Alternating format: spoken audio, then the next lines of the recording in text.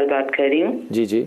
मुझे अपने बेटे हसन इकबाल के लिए पूछना है कि उसने मैट्रिक किया हुआ और अब वो 26 ईयर का है, 26 साल का है। अच्छा। पहले 4-5 साल उसने लगाया एफए में, एफएससी नहीं हुई, अब उस ए लेवल की तरफ आ गया।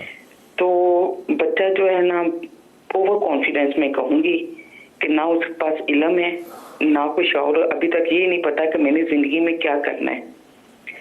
और ये जो चीजें हैं ना, मुझे समझ नहीं आ रही कि मैं अपने बेटे के साथ करूं, क्योंकि ओवर कॉन्फिडेंस भी मैं इसलिए कह सकती हूँ क्योंकि उनके वालिद साहब भी ऐसे ही हैं कि उन्होंने भी अपनी जिंदगी में क्या जिम्मेदारी है वो तो नहीं निभाई, लेकिन उन्हें ये पता है कि मैंने बच्चा अगर नंबर नहीं लाया तो मैंने उसकी पिटाई करनी है। लेकिन अगर बच्चे क्या है बेटा? आपका नाम क्या है?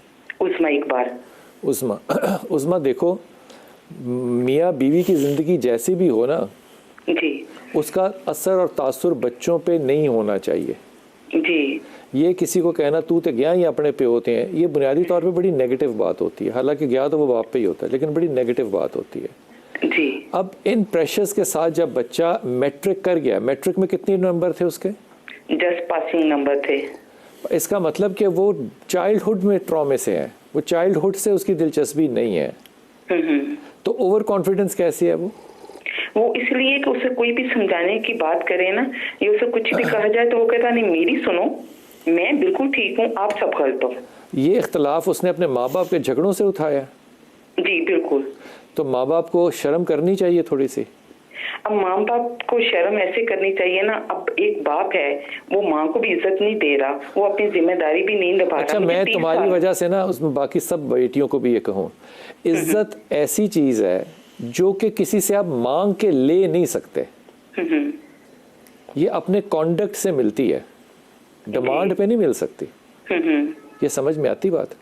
ये जो हमारी ख़वातीन अपना हक समझती है ना इज्जत लेना, हमें इज्जत दी जाए ना, इज्जत क्यों कोई देगा? अपने अमाल का नतीजा होता है। मोहब्बत अमाल का, मोहब्बत डंडे पे मांगी जा सकती है? नहीं, बिल्कुल भी नहीं। इज्जत भी डंडे पे नहीं मांगी जा सकती। जी जी। बेटा माँ की इज्जत करेगा, माँ का किरदार देख के। आपको नहीं पता कितने बुरे बुरे बेटे और कितनी बुरी बुरी माएँ इस माशरे में मौजूद हैं। जी। इसलिए ये जो अपने फेलियर ऑफ रिलेशनशिप्स होते हैं ना, इनको जब बच्चों पे मुंतकिल कर देना तो फिर ये सिनेरियोज हैं, ये बड़े टिपिकल सिनेरियोज हैं, इसमें कोई दो राय नहीं है। लेकिन ज़ाहिर है मैं बहुत धीमे और सुलझे हुए लहजे में आपको बात कह रहा हूँ। इन चीज़ों को नहीं पहुँचाते। बच्चे को ओ लेवल की तरफ डाल दो, बच्चे पे प्रेशर मत डालो, जितने सब्जेक्ट्स करेगा एक एक दो दो करके उसको करने दो, और उसके बाद उसको किसी बिजनेस में डालना है। वो यही तो बात है ना, वो मैं बड़ी दफा प्यार से भी पूछा, मैं कहा बेटा आपने अभी तक फिर मैं तुम्हें कह रहा हूँ, प्यार वो उसका मानेगा जिसने जिसका प्यार देखा होगा। बच्चे बड़े, ये मैं लफ्ज़ जो है ना ये एकेडमिकली इस्तेमाल कर रहा हूँ, बच्चे ब्लैकमेलर होते हैं। वो पैदा ही होते हैं, उनको पता होता है रोएंगे तो दूध मिलेगा।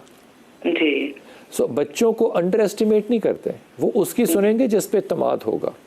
तुम प्यार से समझाओगे ना। जॉब शुरू की है उसने, वो खुद से पढ़ने लगा है कि मैं ए लेवल करना चाहता हूँ, तो अब वो बिल्कुल, वो कहते हैं ना माँ को सलाम भी करना, वो कहता नहीं जी अब मेरा कोई ताल्लुक नहीं है आप लोगों से, आप इन चीज़ों पे ना जाओ। देखो बच्चे आपने अपनी कोख से पैदा किए हैं ना जी। जो तरबियत जब आती है बात, तो फिर उसके ऊपर डंडा फिर दोबारा नहीं चलाते। ये सारी दुनिया 8 मार्च की ख़वातीन की ज़हनियत के साथ कैसे चल सकती है? डिमांड कैसे हो सकती है? ये आपकी कोख का बच्चा है, माँ से मोहब्बत आपका काम था, माँ की इज्जत आपका काम था। आपने अपनी ज़िंदगी गुजार दी इख्तलाफात के अंदर। अब अगला क्या हिस्सा है? जितना है बस उतना ठीक है। वो करेगा जॉब, सलाम करे ना करे, आप ज़रूर कीजिए। आपको तो किसी ने नहीं रोका ना। आप जाके सलाम कीजिए, आप जाके दुआ दीजिए, आप जाके सर पे हाथ रखिए। Things will change, it will take time, but then things will change. ये पेरेंटिंग बड़े अजाब का ही काम होता है, ये कोई आसान काम थोड़ी होता है। सो इस पे हौसले के साथ चलो, और अगर मुमकिन हो तो सूरह रहमान लगाकर घर में एक दफ़ा कम अज़ कम ज़रूर, वैसे तो 2-3 दफ़ा लगाया करो, लेकिन एक दफ़ा ज़रूर लगाया करो और सबको सुनाया करो। हल्की से लगा दिया करो ताकि कोई एतराज़ भी ना करे, लेकिन उसकी आवाज़ भी जाए। ठीक हो गया।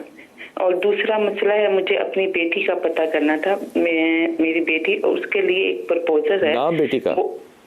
बेटी का नाम है ज़ैनब। प्रपोजल क्या है? वो लड़के का नाम है मोहित।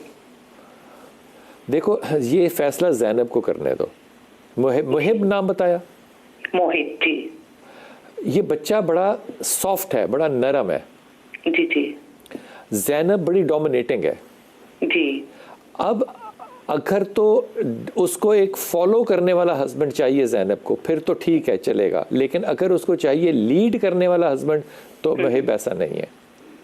सो इससे इस शरई तौर पे मिलने की इजाज़त है, जज करने की इजाज़त है। आप मिलिए, बच्ची से कहिए जज करें और ख़ुद फैसला करें। आप ये फैसला ना कीजिएगा क्योंकि मैं इस रिश्ते को हाईली रिकमेंड नहीं करूँगा। जी ठीक हो गया। अगली बात जी बस यही। बहुत शुक्रिया, बहुत शुक्रिया, बहुत शुक्रिया, बहुत शुक्रिया। हुजूर अक़दस, जो सुबह की ख्वाब है इसके ऊपर इख्तलाफ क्यों है कि दिन को सोया नहीं जा सकता, हालांकि कुलूला तो सुन्नत रसूल है? नहीं, उसकी वजूहात कुछ और हैं। अच्छा, उसकी वजूहात ये हैं कि जिन बुनियादों पर इस्तदलाल करके हम ख्वाबों की ताबीर बयान करते हैं, रसूलुल्लाह सल्लल्लाहु अलैहि वसल्लम के ख्वाब या सहाबा कराम या अहले बैत अताहार के ख्वाब, उनमें से अक्सर बल्कि बेशतर ख्वाब का ताल्लुक रात के साथ है। ठीक। और वो कहते हैं कि जो इनके ख्वाबों की रवायतें नहीं हैं, रिवायतें नहीं हैं, जिसके बुनियादी रिवायतें हैं वो बहुत कम हैं। ठीक ठीक। अच्छा, ख्वाब की जो है, ख्वाब पर यकीन रखना ये वाजिब है। ठीक। सही बुखारी में भी है, कुरान मजीद में हज़रत यूसुफ का ख्वाब बयान हुआ। ठीक। कि जो इतने साल नबी अल्लाह ना, अल्लाह के नबी, लेकिन ख्वाब की कानियत तो साबित हो गई ना। ख्वाब पर यकीन रखना कि ख्वाब आता है ये साबित हो।